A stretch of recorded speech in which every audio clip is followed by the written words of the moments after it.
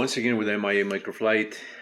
I'm going to make a long video here in order to discuss some of the things that I've done to this RC C189, not just the helicopter, but also the transmitter. You can see the transmitter has got a different look, kind of cool look, but beyond the aesthetical look of this setup that I have here, it's more for functionality. I'll explain. Let me begin with the helicopter. I had some issues, as I showed in some of my earlier videos that I did with this helicopter when I first got it. I got this helicopter back in January of this year, 2026, and I had issues with the original flight controller. I got, a good number of flights, but every flight was a challenge because the helicopter will have a tendency to go up in height, inconsistent throttle control, flyaways, runaways. I even crashed with this. I had an issue originally. My first crash was due to this servo. The servo was defective, and so I actually fixed the servo myself. I was going to call the company and say and voice the issues that I was having, but because I can fix these things, it's a lot faster for me to do it myself. I decided just to do it and not have to wait for a replacement or have to wait for the company to answer. Most of these companies that manufacture these things in China, they're not very responsive. They don't respond to you at all. In some, they take a long time to respond. But I had issues with the original controller, and so I recently replaced that controller. I did some modifications of my own. I installed my own little receiver ESC gyro that I made. I showed that in some other videos, and but I wanted to have the same controller because there's it's a beautiful helicopter. Otherwise, with the body. And I wanted to get a controller that I could that would be reliable, that I could get consistent flights without having to worry about flyaways or issues with the throttle before reinstalling the original MD500 body. That's a beautiful body. The way it is right now, I kept it this way because I'm still not sure if this flight controller is going to maintain consistency. So far, I've gotten 10 flights with this new flight controller that is dated. This was a newer one that's dated 8/13/2025. The original one was dated 8/11/2023. I just got this controller about a week ago from Heli Direct, and it's been working quite nicely. The other thing that I noticed is that on the transmitter, when I lower the throttle, this takes less time than the original one to shut down the helicopter, which is nice. I wish it would shut down immediately when you hit the throttle, in case you're near a wall and you don't want to have any delay there in shutting off the throttle. But still has a little bit of a delay there. Not as bad as it was with the original controller. So I think they fixed that in the firmware. Plus, it's like I said, it's been working great. No flyaway so far, but I've also done some modifications to the rotor head, including these blades that I 3D printed. These blades have a particular design on the blade grip itself, in order to provide additional, not so much flex. This is flex. I'm introducing damping on the blade grip, as well as on the attachment point to the blade grips. I explained that in some other video, how I'm doing this in some short videos. And so all these little things, all these minor, you may see them as minor things, are very important, especially with the rotor head, because the rotor has to be fluid, meaning each of these 5 blade holders needs to be precisely set up against the rotor head. And if we look at the rotor head, it's that aluminum part right there. Those that head has these stems that interlock with these blade grips. So the distance where this sits up against the rotor head has to be exactly the same on each one of these blades in order for this to not have any vibration. So I removed all that. I made sure that everything's nice and set, and I also introduced a little bit of a damper inside in retainers so that the screws are not going to pull out, when this is under high RPM, because there's tension on the blades here that are pulling the blade grips as this is spinning around at higher RPM. So if those screws tend to vibrate and loose, you're going to have inconsistencies in the distance from the blade grip to the rotor head. So I eliminated that by using my own modifications, my own fine-tuning parts, basically parts that I've used on previous helicopters that I used to sell as kits, fine-tuning kits for all kinds of rotor heads from all these helicopters that were coming out back in the days of the micro helicopter revolution, what I call the micro helicopter revolution, which were in the years 2003 to 2007, right before the FPV quadcopters started to become very popular. So I used to sell fine-tuning kits, and basically that's what I've employed here, my own fine-tuning kit to make that rotor very, very, very fluid. One thing about this helicopter also is this connection right here. This when you have the body, the MD500 body attached to this, it really locks the tail, so there's no vibrations on the tail itself from. For example, this connection right here, you can see that it's got a little bit of up and down play inside that square socket, and also a little bit of side play. So I removed that by inserting this screw right there. I should have put a knot there to lock it better, but it's got enough meat on the plastic where it's self-threaded itself. So that's providing a nice grip, but it's got a little bit of play up and down, which should be removed because I do get there once in a while, I get a little bit of vibration. I think it's coming from the fact that this is vibrating up and down inside this socket right here. That's an easy fix, another 3D printed part, to better lock this, clamp it. If I wanted to keep this in this mode here, in the freestyle mode, and like I said, I wanted to keep it this way because I don't want to put the body just yet until I am certain that I can at least get a couple dozen flights on this flight controller without any flyaway issues or throttle inconsistencies. So that's why I'm keeping it this way. I've talked about my tough landing gear. This is a tough landing gear. MIA trademark that I used to also sell, with the tough tail guard. I used to sell all these things for upgrades for other helicopters back in those years that I mentioned, 2003, 2000, around 2007. I stopped selling upgrades for micro helicopters, and I stopped selling my own, helicopters that I came out way before any of these helicopters were out in the market, because I wanted to concentrate on the larger stuff like the RC ultralights, microlights, autogyros, and lanyards that you've probably seen on my website. And that's the reason why I stopped this. It's not because of a lack of interest or anything like that. I always like helicopters. I mean, I started my business, doing rubber-powered helicopters, and I went to free flight electric, and then from there I went to making my own radio control way before any of these companies were showing these little helicopters. There were some little helicopters, back in those days when I was also making my own. They were kind of touching touching base on trying to come up with a little miniature helicopter, but they were not there. And so when I embarked on doing my own thing, I decided to really spend the time and see how we can do this. And so I came up with some of the lightest helicopters. I mean, the Robin 280 was a 20. It was like almost like a 24-inch rotor helicopter, a 280 size motor. That was extremely lightweight for its time. The only thing that wasn't light at that time was the electronics, because the electronics were not at the stage that they are right now. Lithium polymer batteries were not existent just yet, and also the brushless motors were not existing just yet. And so I used brush motors, 280 size brush motors on the Robin 280.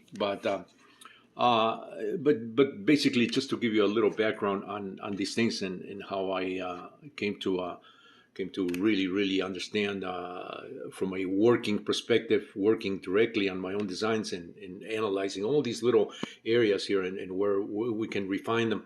So I totally understand all that stuff. And what I've done here on the rotor head is kind of part of that work that I originally did with my own helicopters. So fine tuned the rotor head. It's working mechanically as far as that is concerned, working beautifully. The controller is holding on. Like I said, I got about 10 flights already. Now I've also modified the transmitter here. Now this little transmitter, it's a cute little transmitter. I have to be honest. I mean, our Sierra beautiful bodies on the injection molding. The transmitter is rather appealing, you know, for a toy grade transmitter. I don't like the fact that these buttons are the way they are right here, and so in order for me to access that, as I was explaining in my short video, to access this emergency stop button a little more ergonomically, if you will, I installed my own button here, push button at the back of the transmitter. I explained this in some other videos, you know, that I did way back when I started playing around with this when I first got the helicopter. So I installed this because this finger right here sits quite nicely there, and I can actually, because I fly thumb over my index finger, I can actually just rest my finger there, and I can still press this one right here with either this finger or that finger. I can still, you know, immediately press that if I get in trouble. So it's nothing more than another switch in line with this one in parallel. So that helps me, you know, have access to that a little more ergonomic with my hand. My hand size and feel, you know, not all transmitters feel the same on different hands. You know, keep that in mind. So likewise, I tailored this to my comfort grip. Likewise with these parts right here, I just did these parts last night. I decided, you know what, I need a little more. I need a little more. Width on the transmitter, because this is designed for little hands, you know, for kids. Not only the size of the transmitter, but also the height of these sticks right here. So I did these, and I also added these thumb nuts that I created for my RC ultralights. These are the thumb nuts. It's got my logo there, MIA, and these are the thumb nuts. Actually, I modified these so that I can mount them here with an additional 3mm screw onto the top of the very top of this threaded aluminum part that is part of the control stick. So what's nice about this transmitter is I like the fact that they use gunmetal gray on these aluminum parts here. These are aluminum grips. So I did that, and I removed the spring on here, and I made my own 3D printed part to give you that latching effect right there, so my throttle control can remain wherever I want it. So those are the modifications I've done to this transmitter. It feels better in the hands, and I can really, I'm not, you know, locked by having that spring that comes up to the center of the transmitter automatically. So it's right there. So my throttle starts where it should be.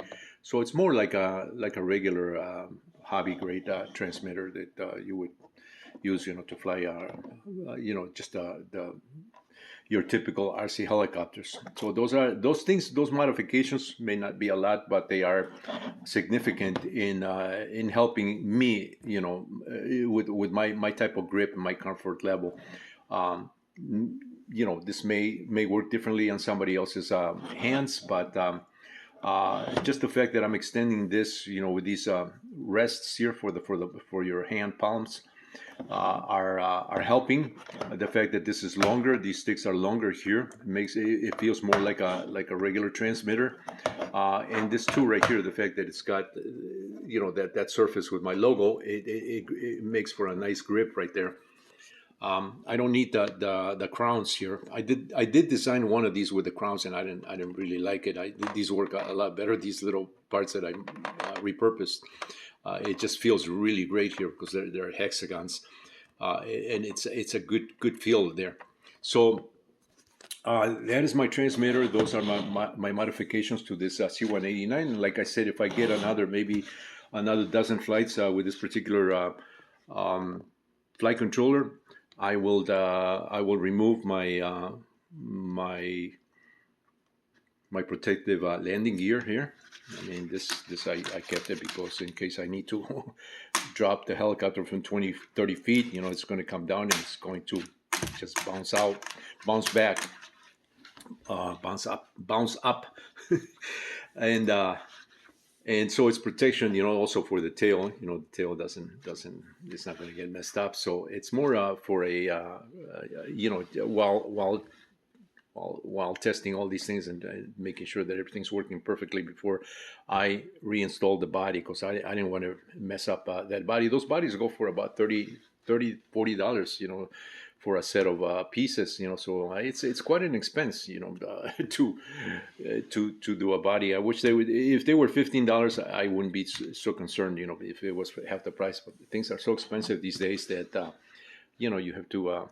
You know, you have to find ways to get around that, and so this was my one way to get around all those things until I can be really reassured that this flight controller that I got recently is going to hold. So far, so good. And that's also the other reason why I spent a little more time working on this transmitter, because I do like the helicopter. I do like the flight bladed design. I like the body. I like the injection molding parts. They're beautiful, perfect injection molded pieces, very in scale.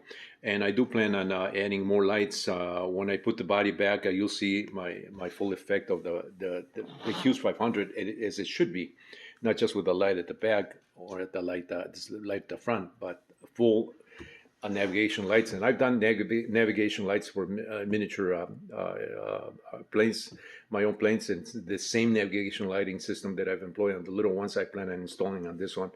And that'll be done on a future video. But I want to get at least another dozen flights. Hopefully this will hold fine, and I'll have no issues. But so far, everything's working great.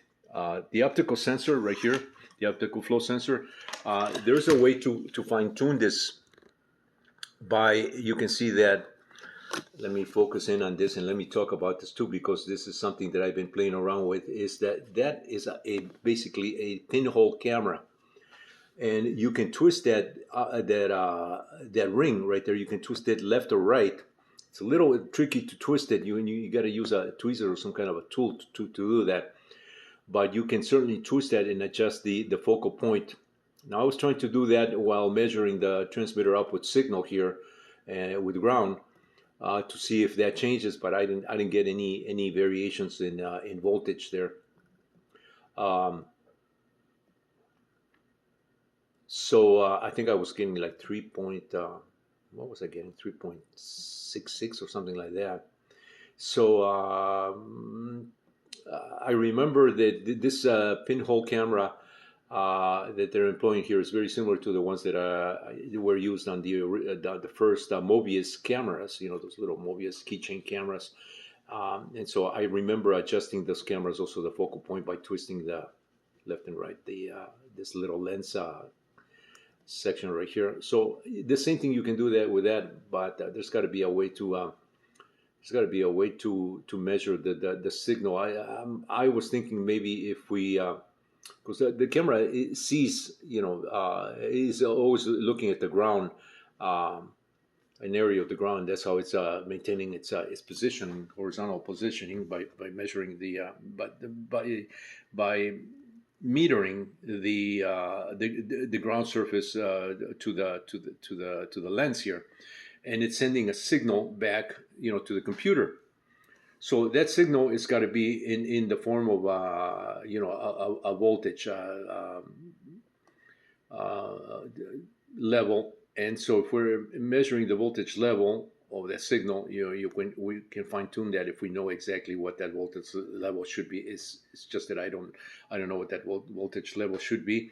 If I search enough, I'll probably find that. But I was playing around with that, and I finally got it to where it's working. Before it wasn't working, so I think that was also another issue that I was having with this original helicopter in the original form, is that this was off, the flight controller was off, all by factory setting. I could not get the helicopter to fly consistently and properly, but now it's working. Like I said, time will tell. Another 12 flights, another dozen flights, and to reassure me that the flight controller is fine. And I think I'll be changing, going back to the original body. So stay tuned for those videos. Mario, once again, thanks for watching.